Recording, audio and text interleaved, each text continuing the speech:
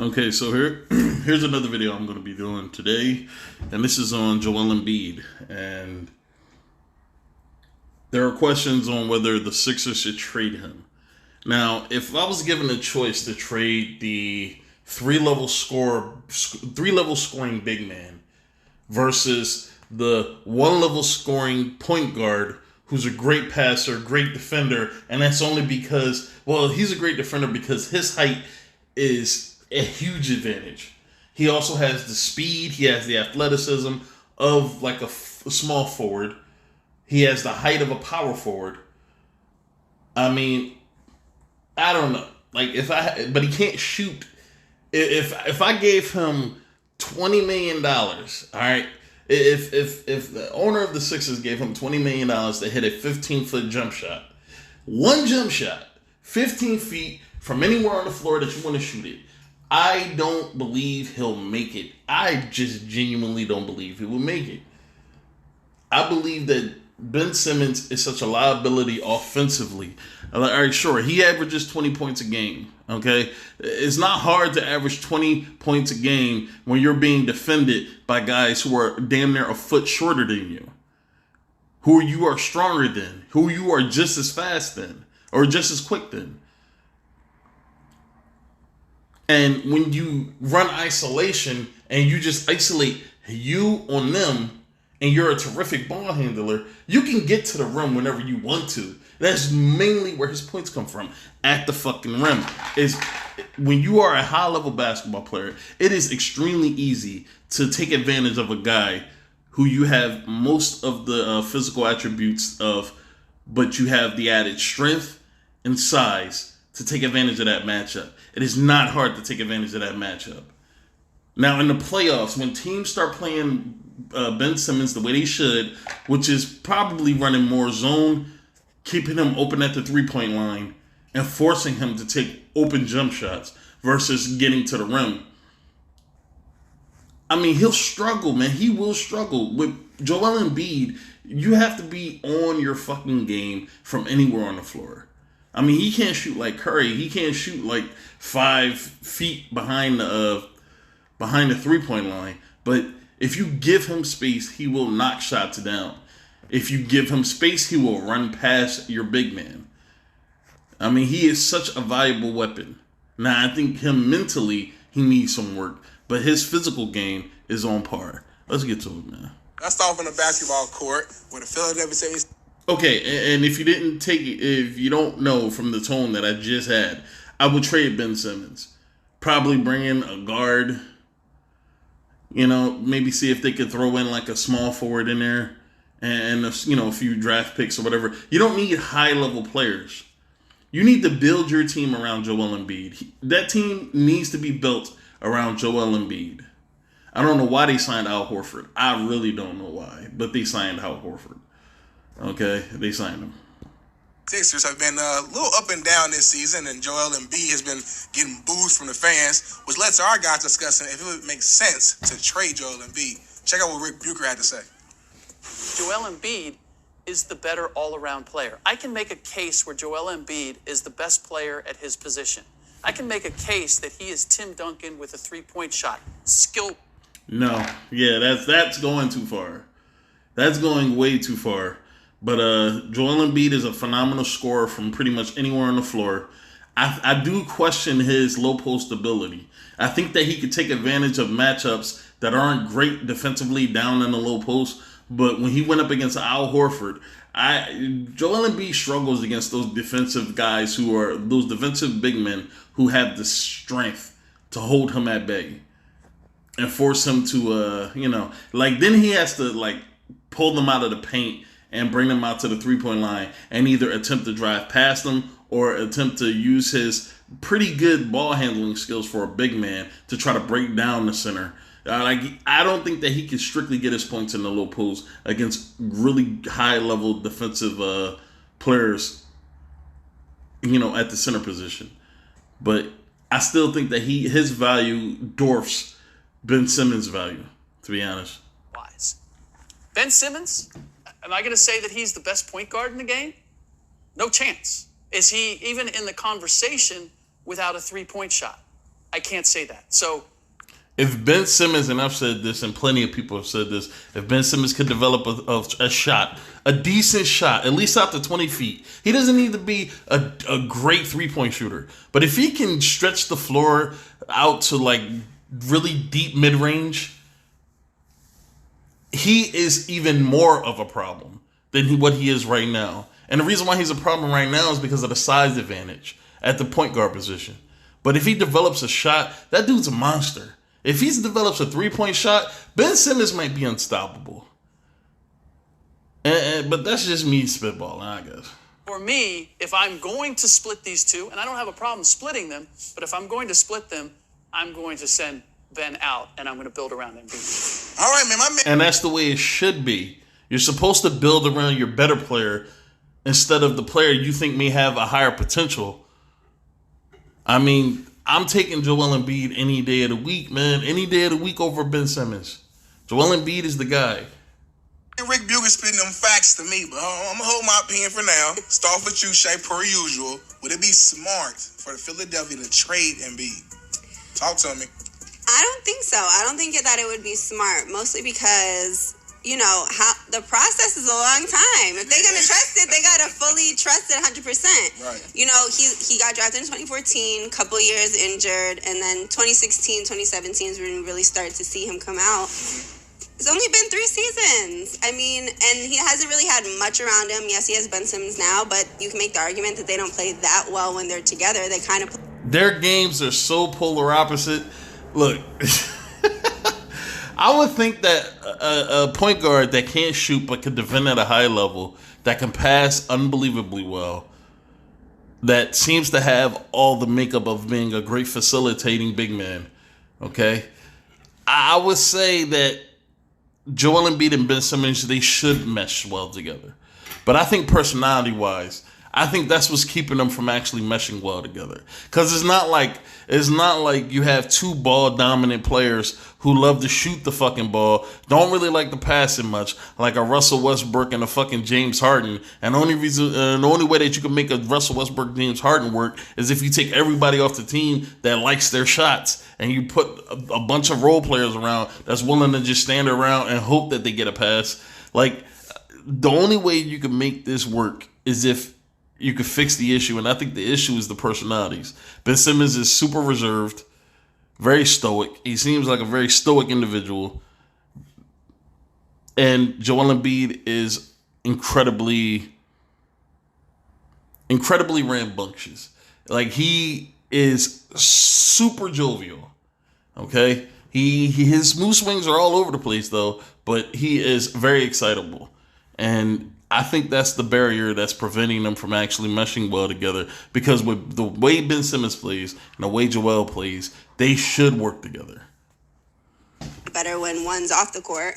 So I think that if they're going to go all in on Joel Embiid like they said that they were going to do, then they need to trust the process and let it kind of...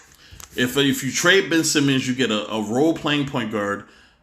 Depending on if they keep Al Horford, I think they should have traded Al Horford.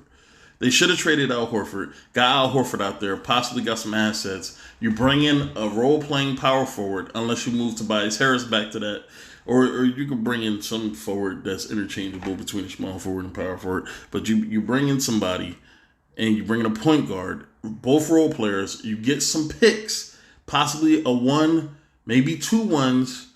And then like a second or something. That's if you're trading Ben Simmons, and if you're trading Al Horford, possibly getting a few second-round picks, maybe. I mean, you can do something with second-round picks. Draymond Green was a second-round pick. Nikola Jokic was a second-round pick. Jimmy Butler was a second-round pick. So you can do something with second-round picks. Jesus. So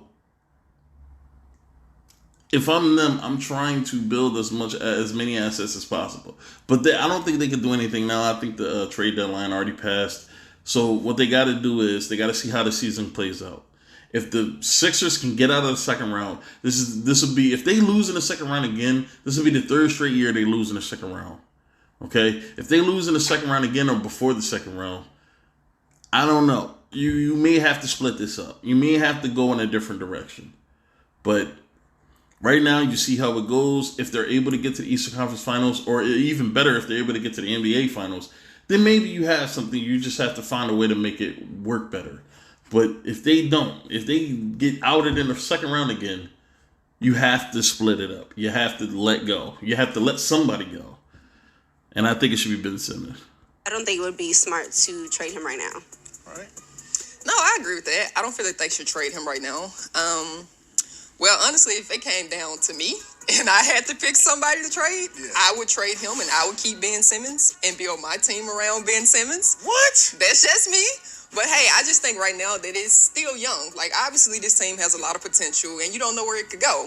But me speaking, I would keep Ben Simmons and I would trade Joel. You Nina Hoops Davis, and you just told me Say it again. that you would trade Joel Embiid I would. before you trade Ben Simmons. Look, Ben Simmons, we're talking about a point forward. Yes, I know the first argument is he can't shoot. And I understand that. Like, I already know where y'all going. In an offensive league now where it is advisable that you at least shoot, 35, 40%? No, higher than that. Probably like, 38, 43% from the three-point line. Ben Simmons, if he takes at least 3 3-pointers a game for an entire season, will probably shoot sub 25%. If he can even get close to anywhere near those numbers. Like, he is not a good I think he's hit 1 3-pointer that I can remember, and that was in the preseason against a team from another country. And people went crazy over that 1 3-pointer. That's the one argument. That's a big That's like argument. Okay, wait. But we're talking about Joel, who's barely played in seasons, who's slow, who's always out of shape. Slow? Ben, he's the slowest player on that team. He is slow, He's Joel Embiid, man, look, against smaller, quicker players, he's very slow. But against big men who don't have that much foot speed at all, I think that he can just walk past them. Like, I wouldn't say he's incredibly slow. I would just say that, it seems like Joel Embiid has put on some weight. But, I still think that he's faster than most big men in the NBA. And that's all that matters because that's who he's getting defended by anyway. slow. Not for his position, I guess, in terms But of... we're talking about the new NBA. If we're talking about looking what's happened with Houston and small ball, Ben Simmons, he rebounds. He dishes out assists. He scores. Like, yes, he's not shooting, but you're not going to say he does. He takes advantage. Like, bro, it should be illegal to have a 6'10" point guard, all right, in a league where I don't even think all of the top point guards in the NBA, I think, are all under 6'5". Okay? This should be illegal to have a 6'10" guy registered as a point guard allowed to play the point guard position strictly. I mean, I don't know how Ben Simmons doesn't have at least 6 block shots a game. I mean, he's so tall, man. He's just as fast as the point guards. And he has really good athleticism for a 6'10" power forward. Like he has an incredible amount of athleticism in him. So I don't know how this dude isn't averaging 6 block shots a game. He should be defensive player of the year every fucking year, to be honest. With the unbelievable advantage he has size-wise at his position. And go out there and put up buckets. When the last team to win an NBA championship built around a post player? I feel you, but ain't nobody building no championship team around a guy who can't shoot. All right, and when's the last time we seen a team actually be carried by a point guard? Now, some people say Steph Curry, but when it comes to the NBA Finals, Steph Curry is disappointing. Now, last year he played a little better, but they didn't win. And whenever they got to the NBA Finals, he did not play well. I don't know why. I don't know what it is with the NBA Finals and Steph Curry, but he always gets outplayed for some reason. Okay? When's the last time we seen a point guard lead a team to an NBA championship? When's the last time? Okay? Because before the Golden State Warriors and the Cleveland Cavaliers and the Toronto Raptors, which were all led by their small forwards, you had the Miami Heat, led by LeBron. You had the Boston Celtics. I don't think Rajon Rondo, when Rajon Rondo was the best player in the Boston Celtics, they were ousted in the playoffs. Before them, I mean, you had the Lakers, Kobe, shooting guard, Pau Gasol, center. I don't know. Old Miami Heat, the Detroit Pistons. But really, I wouldn't even say that Chauncey Billups carried that team. I would say that they played such synergy at the point guard. I mean, at every position on the floor, they had such incredible synergy that everybody carried that team. The San Antonio Spurs, I mean, Tony Parker didn't really carry that team. I mean, he played great and won finals, won final MVP, but he didn't carry that team. So I don't know, man. When's the last time we seen a point guard carry a team to the NBA Finals? When's the last time? Because one can make an argument that you don't really need a great point guard to win the NBA championship. Because when's the last time besides Steph Curry? Because Curry is great, but he does not play well. He does not play well in the finals. Besides Curry, excluding Curry, when's the last time we've seen a great point guard or a good point guard on the team? You know what, Kyrie. Well, Kyrie is kind of the exception to the rule. All right, but you don't see it often. Okay, you don't see it often. I think you're more likely to see a Joel Embiid lead a team to the NBA Finals than you would a Ben Simmons. If I'm going Ben Simmons in playoffs, listen, he hit the 3-point line. I'm all the way in the paint. But when you trade Joel, you're gonna get somebody for him. It's not like we're not gonna. So if you trade Ben Simmons, you're not going to get anything for him? You mean to tell me there are teams out there that doesn't want a 6'10" power forward masquerading as a point guard out there taking advantage of those small kids? It's like me at 6 foot, like damn near 300 pounds, fucking getting on a basketball court with fucking 12-year-olds who are like damn near 2 or 3 feet shorter than me, and I'm blocking these shots, and people on the sideline be like, yo, this is the best basketball player I've ever seen, man. Look at this guy. He can't shoot worth shit, but he sure is taking advantage of these small kids. Like, come on, bro. Like, that's stupid. It's stupid to think that Ben Simmons is more valuable because he's taking advantage of his matchups. And it's nothing. It's a size thing, not a skill thing. It's a size thing. It's different. Joel Embiid is incredibly skilled. That's a difference. I don't know, man. Look, maybe I'm looking at this in way too a literal sense, because I'm like, literally, Joel Embiid is better. Who the fuck thinks that Ben Simmons is the better option? I don't know. Look. You're gonna trade him and then get somebody. Might get some good role players in the I pick. will say, though, with the history of the Sixers, they don't really do too well front office-wise when they argue. Thank you. Jesus Christ. Thank you. Thank you. Like, we ain't even taking into consideration that this is the Sixers we talking about, okay? Who tend to fuck up a lot. So, you know. Players and trading players. Like, They haven't had a great history of that. Right. And listen, Ben Simmons is a great player. I make that clear. I understand he's a great player. But at the end of the day, look at Ben Simmons standing there with his arms spread. So what, man? I can't shoot. At least I can attempt to block every shot that my player puts up. Yeah, I have the size advantage. Oh my God. Look, I'm not going to say that Ben Simmons is not a great player. I'm going to say I believe that he is incredibly overrated. Okay? He's incredibly overrated. I think they got this kid at damn near a superstar status, and I think at best he is an all-star. That's it. Like, he's not even pushing past that. He's an all-star. he hasn't really shown me much improvement. Like, I know he's great against the rim, great passer, he can rebound. For sure. This whole offseason, we thought he was going to be working on this jump shot. He come back into the season this year. No, and I said this in a video before. I said Ben Simmons was like, fuck that. Look, they already think that I'm one of the best. Why do I need to add a fucking shot? I can just keep playing the way I am. I can keep getting pointless triple doubles where the 20 points that I scored comes all in the fucking paint. And I could just be a facilitator and a rebounder. Like, come on, man. Like, Ben Simmons he doesn't care about threes, man. He doesn't care about threes.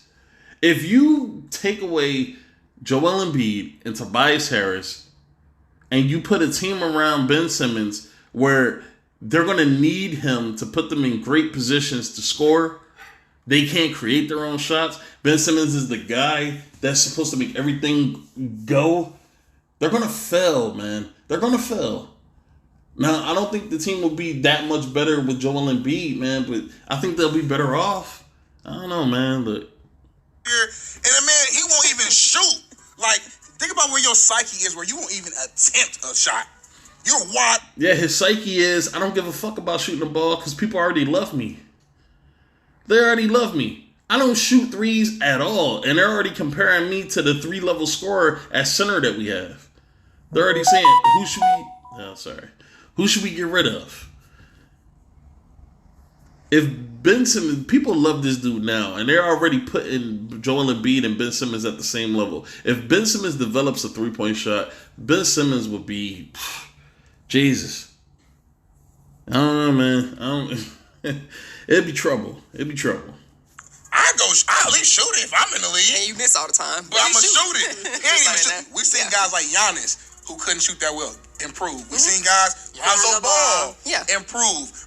That's because Giannis, and you could tell from the video that he put out when he was younger before he even got into the league, he has every intention to improve to be one of the greatest players that ever played the game. And already he's on a great road to being one of the greatest players we've ever seen. And when he hit those 5 3-pointers in that one game, I was like, bro, if he could bring this like one night out of every 5 nights, bro, this dude is going to be crazy. If he can improve so much, because it seems like the older players get, the more they get better at shooting the ball. Like when they're younger, they rely solely on their athleticism. As the years go on, they get a lot smarter. They start expanding their game a little bit more. And next thing you know, around 10 years in the league, now they're really good 3-point shooters. Look at Brook Lopez. Brook Lopez couldn't shoot a 3 if you paid him, and if you put the basket right in front of his face, he wouldn't be able to hit a fucking 3-pointer. But now this dude is now everybody's looking at him like he's a 3-point threat. Like, there's always time for him to get better. But Ben Simmons doesn't seem like he has any intention to get better. Because you don't see him trying. You don't see his shooting motion changing.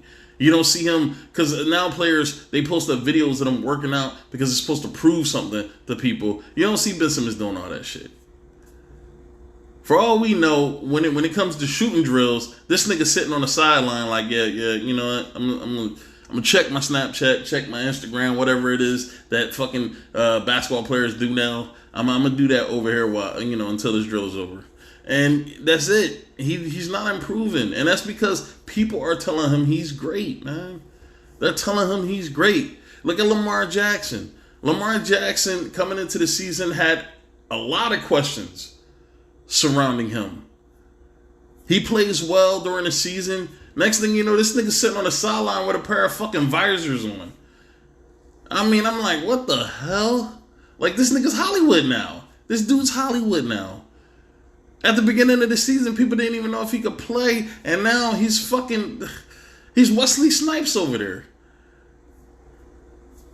I don't know, man. Like, somebody came out on TV and said, players don't listen to the media. That's bullshit. They do. They pay attention to every word that's said about them. And they listen to it. And they're studying it. And when people are praising these players, they feel that shit. They feel it. They feel unstoppable. And that Ben Simmons feels like he's unstoppable right now. He can do whatever he want to do out there on the court, and people are going to love him for it. Why are you not improving? At least with Joel Embiid, skill set wise, Rick Bucher compared him to Tim Duncan with a 3-point shot. And skill set wise, I agree. He can post up. No, see, all right. First of all, that's one part where you're getting that fucked up. Tim Duncan's game is very boring to watch. Because Tim Duncan does not indulge himself in looking flashy in what he does.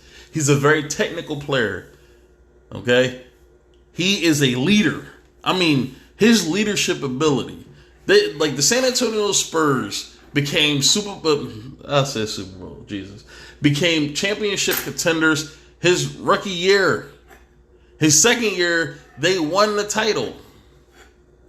And they've won championships throughout his years in the league. He's a 5-time NBA champion. He's an outstanding leader. He's a great defensive player, incredibly smart, makes the right plays, makes his teammates better. Joel Embiid does not have the characteristics of a Tim Duncan. Now, Joel Embiid is more exciting to watch. He's a better three-point shooter. I mean, he's a fun player to watch, but he is not Tim Duncan in any way, shape, or form, man. I'm sorry. The only thing about him and Tim Duncan that are similar is that 21 on each chest. That's it.